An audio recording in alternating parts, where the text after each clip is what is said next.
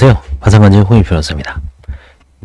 개정된 2024년 직무편람을 조각내서 공부하고 있습니다. 임의경매가 절차가 진행 중인 경우 어떻게 할 것인가?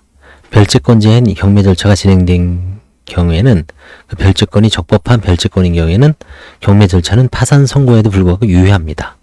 이와 같이 파산재단 소속 부동산에 관하여 근저당권자 등 별채권자의 경매 절차가 진행 중인 경우에는 파산관지는 경매 절차에서 경매 배당금을 환수하는 절차를 진행합니다. 배당금 교부 파산 선고 사실 채무자 지위 승계 및 배당금 교부 신청이죠.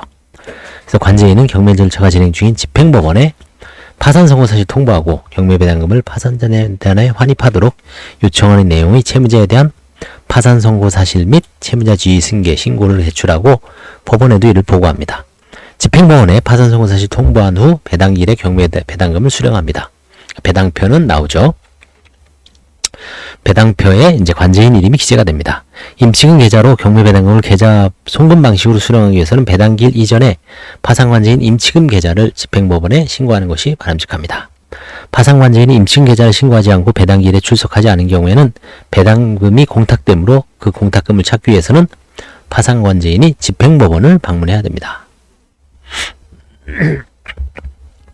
배당일에 이제 배당에 이의가 없으면 출석하지 않고 직원을 보내서 이 공탁금을 찾아오면 됩니다. 근데 이제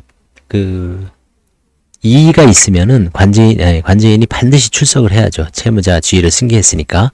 혹시 예를 들어서 배당금이 가지 않아야 될 채권자한테 배당금이 갔다든지 배당이 혹시 좀 잘못됐다든지.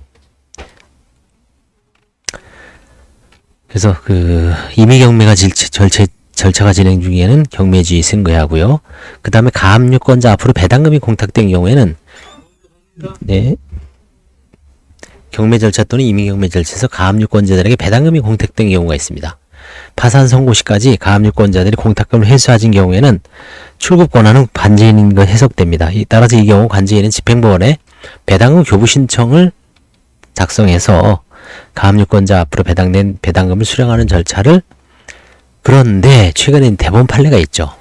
파산 선고 이전에 본안이 승소 확정 판결을 받은 가압류권자에 대한 배당금은 가압류권자에게 귀속됩니다. 이미 확정 판결을 받았기 때문에 즉 가압류 채권자에 대한 배당금이 공탁된 경우 특별한 사정이 없는 한 본안의 확정 판결에서 지급을 명한 가압류 채권자의 채권은 공탁된 배당액으로 충당되는 범위에서 본안 판결을 확정 시 소멸하고 이러한 범위는 이와 같은 본안 판결 확정 이외에 채무자에 대해 파산이 선고되었다 하더라도 적용되므로 채권 소멸 효력은 그대로 유지된다고 봐야 된다.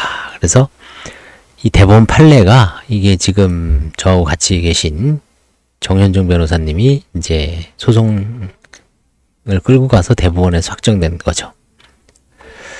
따라서 파산관제인은 경매 절차에서 가압류권자나 배당금이 있거나 배당금이 공탁된 경우 해당 가압류권자에 대하여 확정된 본안의 승소 판결이 있는지 여부를 조사해야 됩니다. 가압류권자에 대한 배당금이 파산재단으로 귀속될 수 있는 재산인지 여부를 확인해야 됩니다. 별채권을 선행하는 가압류는 파산 선고에도 불구하고 실효되지 않는다. 법 348조 1항은 파산채권에 기하여 파산재단에 속하는 재산에 대해 행해진 강제집행 가압류 또는 가처분은 파산재단에 대한 효력이 있다고 규정하고 있는데 그 규정의 취지는 파산재단에 관한 관계에서만 상대적으로 무효가 된다는 의미이기 때문이다.